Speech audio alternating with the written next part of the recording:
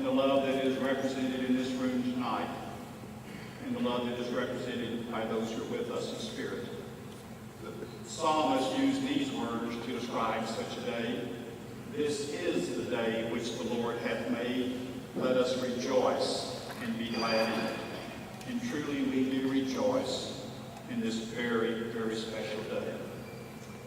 We gather tonight in the spirit of love and in the spirit of worship. Worship which is both a very solemn occasion and it is truly a very joyous occasion. It is solemn in that it involves a covenant relationship between these two to live out their lives as husband and wife.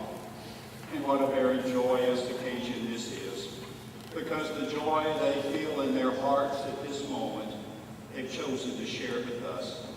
And the joy that they feel at this moment is joyful as we know it is. We know that it will reach depths of understanding in the future, totally unknown to them at this moment. So it is in the spirit of love and in the spirit of worship that I address these words to you. Dearly beloved, we are gathered together here in the sight of God and in the presence of these witnesses to join together Kevin, Lee, Meyer, and TIffany Hensley in holy matrimony, which is an honorable estate instituted of God and signifying to us the mystical union which exists between Christ and his church, which holy estate Christ adorned and beautified with his presence in Cana of Galilee. It is therefore not to be entered into unadvisedly, but reverently, discreetly, and in the love of God. And to this holy estate, these two persons come now to be joined. Kevin and TIffany, I remind you both as you stand in the presence of God, before whom the secrets of all hearts are disclosed, that having duly considered this holy covenant you are about to make, you do now declare before this company your pledge of faith, each to the other. Kevin and TIffany, Christ calls you into union with him and with one another. I ask now in the presence of these members of your families and friends for you to declare your commitment one to the other. Kevin, will you have TIffany to be your wedded wife, to live together in the holy estate of matrimony? Will you love her, comfort her, honor and keep her in sickness and in health, and forsaking all other, keep yourself only to her, so long as you both shall live? If so, the answer is, I will. TIffany, will you have Kevin to be your wedded husband, to live together in the holy estate of matrimony? Will you love him, comfort him, honor and keep him in sickness and in health, and forsaking all other, keep yourself only unto him, so long as you both shall live? If so, the answer is, I will. Who presents this woman to be married to this man? Her mother and I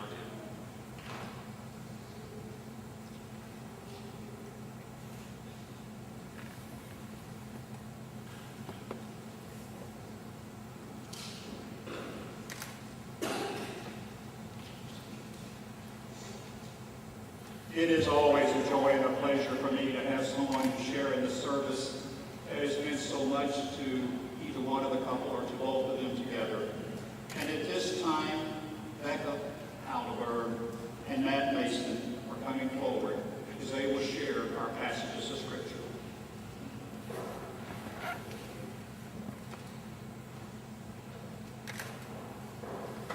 Romans 12, 9 through 18. Let love be without hypocrisy. Abhor what is evil. Cling to what is good. Be devoted to one another in brotherly love. Give preference to one another in honor, not lagging behind in diligence. Fervent in spirit, serving the Lord. Rejoicing in hope. Persevering in tribulation. Devoted to prayer. Contributing to the needs of the saints. Practicing hospitality. Bless those who persecute you. Bless and do not curse. Rejoice with those who rejoice, and weep with those who weep. Be of the same mind towards one another. Do not be haughty in mind, but associate with the lowly. Do not be wise in your own estimation. Never pay back evil for evil to anyone. Respect what is right in the sight of all men. If possible, so far as it depends on you, be at peace with all men.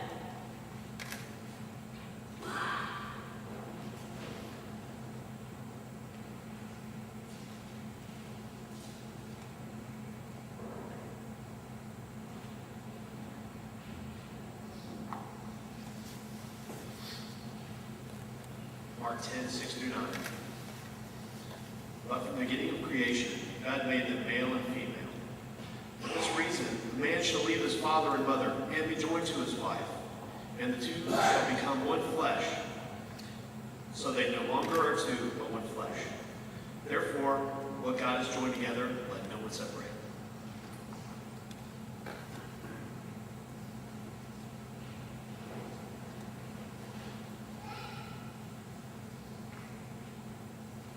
And Mike, we thank you. Matt, we thank you so much for sharing these passages of Scripture. On behalf of Kevin and Tiffany, let me express to each one of you their special appreciation for your presence here tonight and for your presence with them through all of the years that you've known them. I have so oftentimes said that the greatest gift that one person can give another is to give the gift of himself. Tonight, Kevin and Tiffany give a gift of themselves to each other as they unite their lives as husband and wife. And each one of you here tonight bring a very special gift, the gift of yourself, the memories that you hold dear of these two as individuals and as a couple, all those traits that have endeared them to you, the love that you have shared with them and that they have shared with you. They are very, very appreciative of that gift of love. In the program that you have, you will find there are a number of references to love and how special these references are. Those who are mentioned in this program are very, very, very special to them. And certainly many of those are with us in spirit tonight. And for that we give thanks. For the memories that are held dear, the love, the admiration, the respect that they've learned from these, and how grateful we are. I have so oftentimes said that occasions like this we can refer to as our Sabbath of location, because they are those special places in the hearts and in the minds of each one of us that when we return to them, it's like stepping back into another world. For somehow when we go to them, we stop, we think, we listen, and a feeling comes over us, a sense of belonging, the memory of all the love that we have been surrounded with in our lives. Kevin and Tiffany have shared other special Sabbaths of location as individuals and as a couple. But tonight, this occasion, this very special day, this special weekend in your life, takes on the most meaningful Sabbath of location.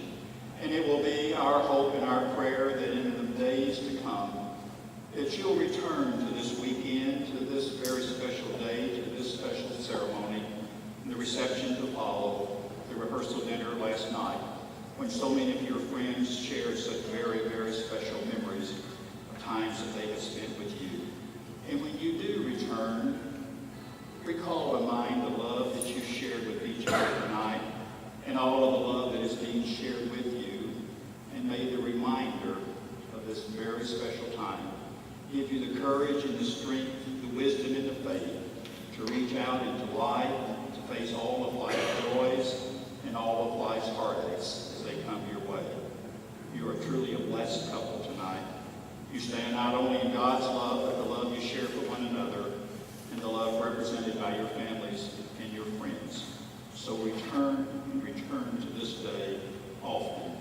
Physically, it will be impossible to return each day, but not a day needs to pass that you cannot return in your hearts and in your minds. So return and return daily.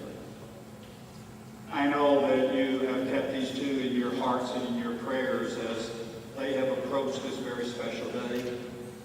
And I know that for you parents and your grandparents and others along life's way have kept them in your thoughts and prayers. And at this time, they invite each one of you to bow your head and in silence to offer